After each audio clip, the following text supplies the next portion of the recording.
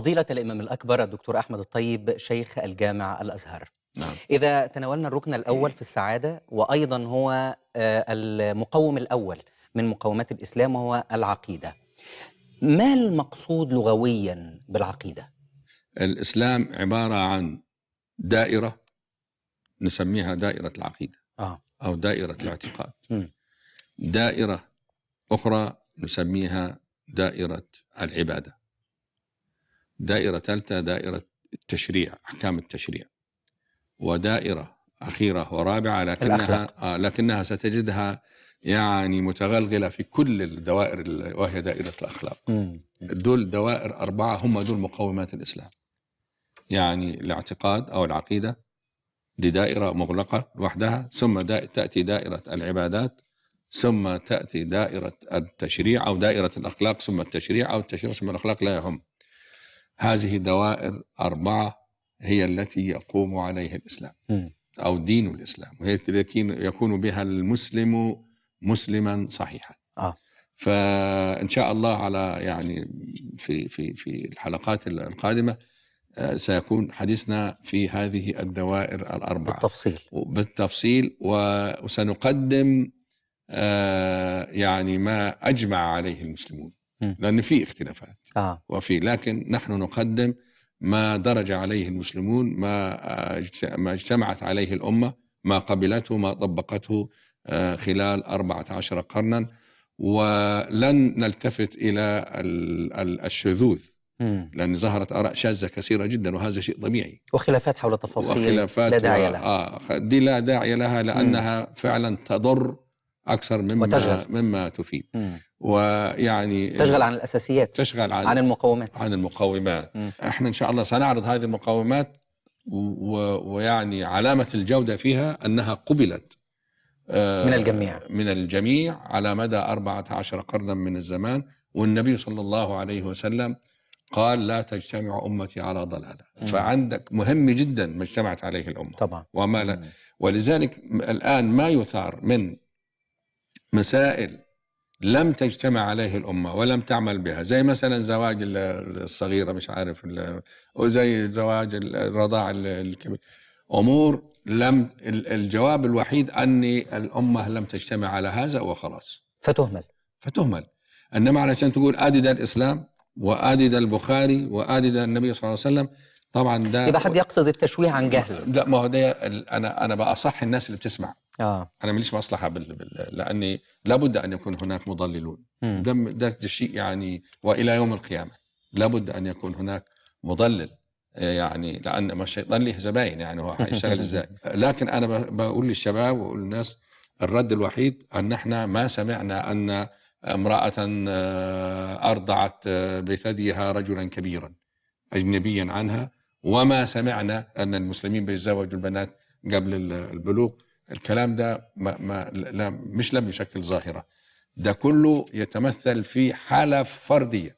ولذلك المحدثين قالوا في مثل هذا الحديث: هذا حالة عين، يعني متعلقة بحاجة واحدة فقط، ما تلزمنيش أنا بالحاجة، ولا تحاكمني، لا تتحول إلى قاعدة، ولا تحاكم الأمة، ولا تحاكم يعني تراثنا بهذه المسائل التي تعلقت بفرد واحد ولم تتكرر. واقعة واحدة تعلقت بواقعة واحدة. نعم. من أين أتى مصطلح العقيدة من الناحية اللغوية مولانا؟ العقيدة تعريفها يعني باختصار، التعريف دائما نبحث عن معنى الشيء الذي أريد أن أعرفه في اللغة مجردة يعني، والتعريف المراد به اللي هو الاصطلاحي. الناس مش فاهمة الاصطلاحي. يعني التعريف العلمي، ممكن نقول التعريف اللغوي والتعريف العلمي، لأن التعريفات التي يعني سنتحدث عنها هي كلام ألفاظ كأنها ما اصطلح عليه، يعني المدلول بتاعه فيما نتداول. برضه ما اصطلح عليه دي أنا لاحظت أن كثيرين يعني يريدون أن يفهموها. هو مثلا يعني في مصطلحات كثيرة، أو سواء كان في الطب أو في الهندسة أو تجد اللفظ احنا بنستعمله فيما بيننا، لكن له دلالة خاصة. مثلا كلمة سيارة السيارة في اللغة العربية مش هي، لأن اللغة العربية دي كانت من قرون ما كانش السيارة موجودة. فالسيارة معناها القافلة التي تسير، ده لغة. لكن المعنى العلمي المتخصص الآن أو الاستعمالي أو التداولي الآن، حينما أقول سيارة لا يأتي إلى ذهنك القافلة وإنما المركبة اللي بنقودها في الشارع، الصورة التي نعرفها. هكذا مصطلحات كثيرة جدا، منها الصلاة مثلا. الصلاة هي كلمة موجودة قبل أن ينزل القرآن وقبل الإنجيل وقبل التوراة. هذه الكلمة هي الصلاة. ماذا كان يفهمها الناس حين ذاك؟ اسمها الصلاة بمعنى الدعاء، معنى الدعاء، مطلق الدعاء. لكن في الاستعمال أو في فترة معينة بعد ما نزلت الأذان أصبح لها تداول معين أو محصور، أو استعمال الصلاة اللي هي الأفعال التي يعني معروفة، مفتتحة بالتكبير، مختتمة بالتسليم. فالعقيدة من هذه الألفاظ لها معنى قبل أن يأتي بها الإسلام أو الأديان، ثم بعد ذلك استعملت في مجال مقيد، بحيث أن حينما أقول عقيدة لا يأتي إلى ذهني المعنى اللغوي، وإنما يأتي المعنى الاستعمالي والاستعمالي اللي هو الاصطلاحي.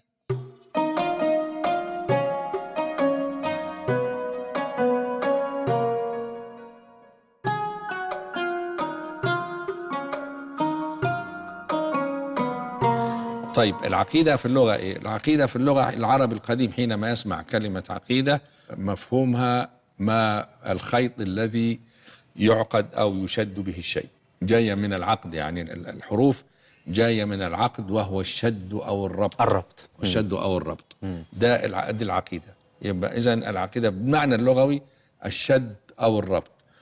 وخد لي بالك دائما ما تكون هناك مناسبة بين المعنى اللغوي والمعنى الاستعمالي. لأن أيضا حنيجي في العقيدة في المعنى الاستعمالي هي فيها أيضا شد وعقد، بمعنى أن القلب يعقد نفسه ويشد نفسه باعتقاد معين.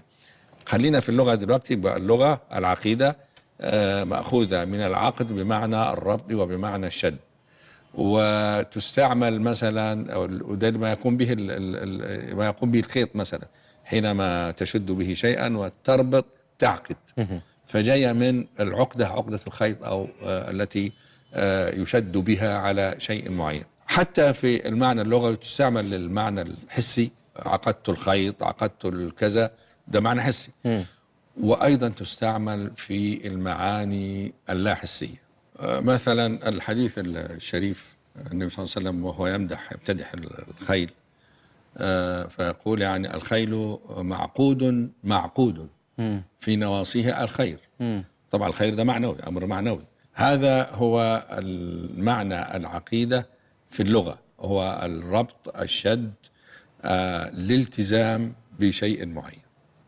الغرب معروف دائما بتشجيعه على استعمال العقل في تناول الأمور، ومع ذلك بعض المفكرين في الغرب ومنهم جوستاف لوبون وفضلتك أشرت إليه في هذا الكتاب يتحدث عن العقيدة وكأنها تنطلق من اللاشعور أو اللاوعي. لماذا في رأيك؟ هذا سؤال مهم. الغربيون يعني القدماء، لو خدنا مثلا العصور الوسطى، هم كانوا يعرفون العقيدة تعريف صحيح، وهو يعني الاعتقاد الجازم و يعني القابل للبرهنة في حدود. لكن مع انطلاقة العصر أو الحداثة الغربية تناولوا هذا الموضوع، وهو موضوع الاعتقاد، اللي هو موضوع الإيمان.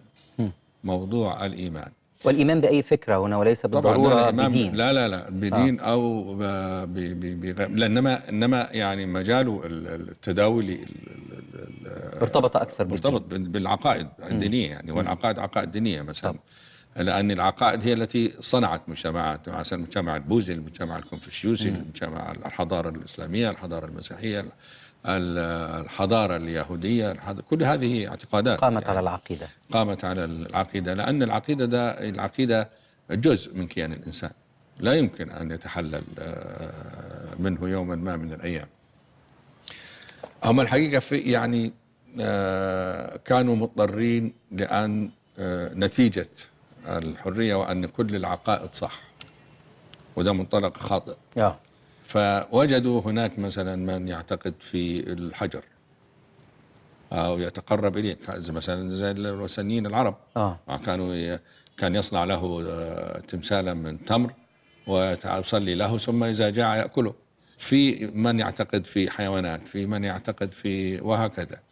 هذه الاعتقادات كانت واضحة بالنسبة لهم أنها يعني غريبة، لكن أرادوا أن يحللوا ظاهرة الاعتقاد، وكيف أن الرجل أو المرأة، يعني المرء بشكل عام، يعتقد في هذه الأمور لدرجة أنه يسمح بأن يقتل وتهون عليه حياته من أجل الدفاع عن هذه العقيدة، وقد تكون عقيدة لا معقولة. لا معقولة. فإذا هم أمام عقائد لا معقولة، لكنها تتمكن من الشخص المعتقد تمكن يهون إلى جواره أن يبذل حياته ودمه. فمن هنا لا يستطيعون أن يفسروا العقيدة بأنها عمل عقلي، لأن العمل العقلي يعني معزول في مثل هذه العقائد. يعني أي عقل يقول أن مثلا الحجر سينفعك أو سيضرك أو تتقرب إليه أو تتعبد ليه. العقل يعني هنا الفكرة لها منطق استبعاد العقل. هي مش منطق، هي لها دواعي. هي لها دواعي، وهم أيضا عالجوها بغير عقل للأسف الشديد. وده ظهر أخيرا، يعني جوستاف لي بوب ده لسه يعني في منتصف القرن الماضي الثاني يعني.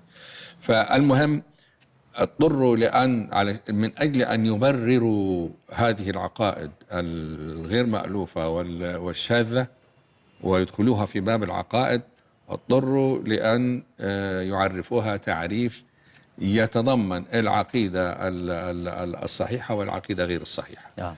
فقالوا إن العقيدة هي نتاج شعور قوي، أو يعني شيء يأتي من عالم اللا شعور، لا يأتي من عالم العقل. احنا معروف عندنا الإنسان بيوجه من مصدرين. العقل أحيانا عند العقلاء هو الذي الواعي واللاواعي. الواعي واللاواعي أو اللا شعور اللي هو كامن، وقالوا لكنه يوجهك ويسيطر عليك، ليس له تفسير منطقي أو وليس له تفسير عقلاني. الفرق كما سنقول يعني عادة يجب تحكيم، يعني عرض كل ما يوحي به إلي اللا شعور ده أخذه وأذهب إلى محكمة العقل، فين الصح وفين الخطأ، ده ينفع ولا ما ينفع، ده المفروض. لكن قالوا أن الإنسان قد يوحي إليه اللا شعور باعتقاد ما في شيء ما ويسيطر عليه، ولا يجد له يعني مثلا تبريرا عقليا، لكنه في النهاية يسيطر عليه ويلزمه. فالعقيدة عندهم من هذا الباب.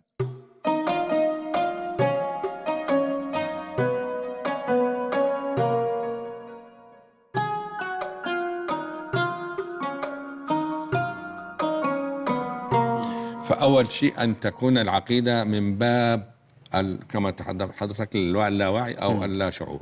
ثانيا أن يكون فيها قوة إلزام، بحيث أنك أنت يعني لا تجد نفسك وراحتك وطمأنينة نفسك في أن تعتقد هذا الاعتقاد.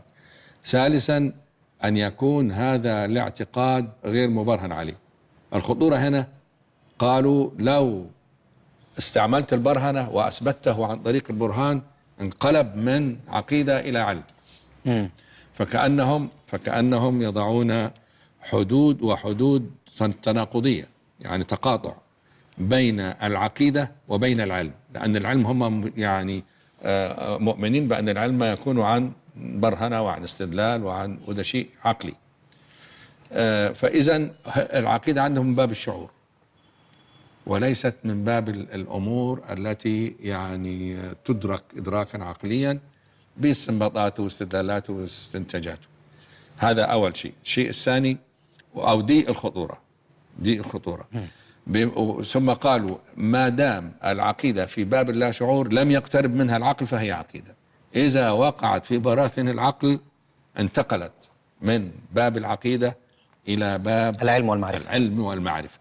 وإذن فالمعرفة والعقيدة عندهم أمران لا يجتمعان. وهذه هي الخطورة. بمعنى يعني أنا في مذهب الجوستاف ديبو والمفكرين هؤلاء، لو أنني كمسلم اعتقدت في الإسلام ثم ذهبت لأبرهن على عقيدتي مع العقل، يعني حاكمتها بالعقل وأثبتها العقل، انتقلت من منطقة العقيدة إلى العلم يقول والمعرفة. أنت ما عندكش عقيدة كده، عندك علم فقط. عندك علم فقط، إنما ما عندكش الاعتقاد. فرغم أنها يعني هي يتطابق عليها الشعور واللا شعور والعقل معا، لكن هو يقول لك المشكلة لو جت في العقل. ليه؟ لأني لو خد عقيدة الرجل الذي يعتقد في الحجر مثلا أو في الشخص أو في كذا أن الله شخص أو أن الله يعني سبحانه وتعالى يتمثل في حيوان أو يتمثل في كذا، والعقل سيرفض، العقل سيرفض تماما. فإذا هو يريد أن يقول أن هذه العقائد بعدها من العقل، لأن العقل ممكن يقول إنها خطأ وفي نفس الوقت هذا الشخص ملتزم بالخطأ وواقع تحت تأثير هذا الخطأ. طب ما تسميه عقيدة فاسدة، يقول لك لا، ده عقيدة وده عقيدة.